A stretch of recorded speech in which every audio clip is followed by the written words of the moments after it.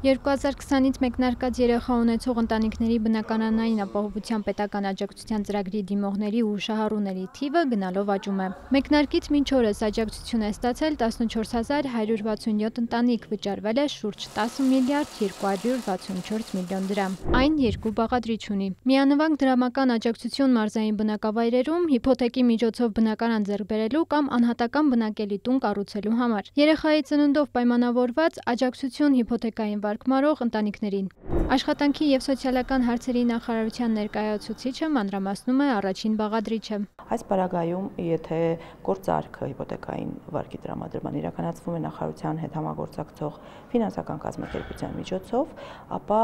ծրագրի հիմնական պայմաններին բավարարող ընտանիքները 2 երեխայի դեպքում կստանան մինչև 1 միլիոն դրամ, 3 երեխայի դեպքում մինչև 1.5 միլիոն դրամ, 4 եւ ավել երեխաների դեպքում մինչև 2 միլիոն դրամ աջակցություն,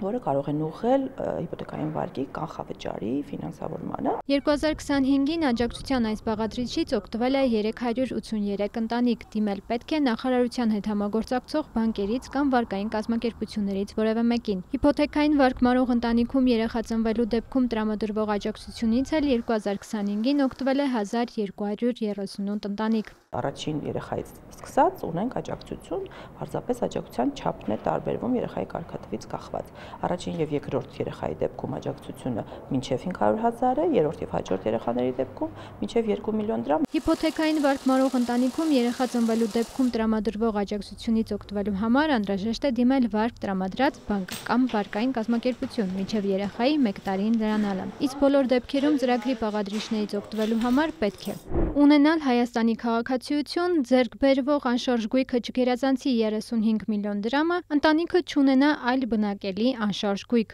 Եթե բնակելի անշարժ գույքը ձեռք բերվի կամ անհատական բնակելի տունը կառուցվի սահմանամերձ բնակավայրում կամ այն գյուղական բնակավայրում, որտեղ կառուցվում են դպրոցներ կամ մանկապարտեզներ, աջակցության չափերը կավելանան 50%-ով։ Մենք ունենք մի շահառու, ով ծրագրից օգտվել է 4 անգամ,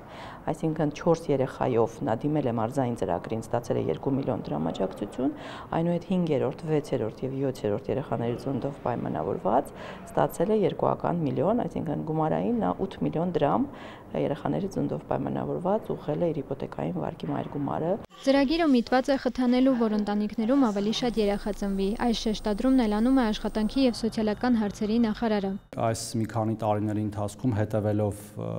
ծրագրի ընթացքին, նաեւ որոշ փոփոխություններ անելով ընթացքում հասկանում ենք, որ այն մեծ պահանջարկ ունի։ Այս լավ փորձը հաշվի առնելով մենք ունենք հիմա ժողովրդագրության ռազմավարության մեջ ավելի լայն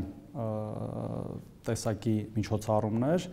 որոնց ըստ էության կփոխակերպվի այս ծրագիրը ինչ-որ մի փուլում, քանի որ այն գործում է մինչև 26 թվականի ավարտը։ Ըստ Թորոսյանի այս միջոցառումները լայնածավալ են լինելու, ծրագրերը շարունակական։ Աջակցության ծրագրերը ըստ էության թեթևացնեն մեր ընտանիքների բեռը,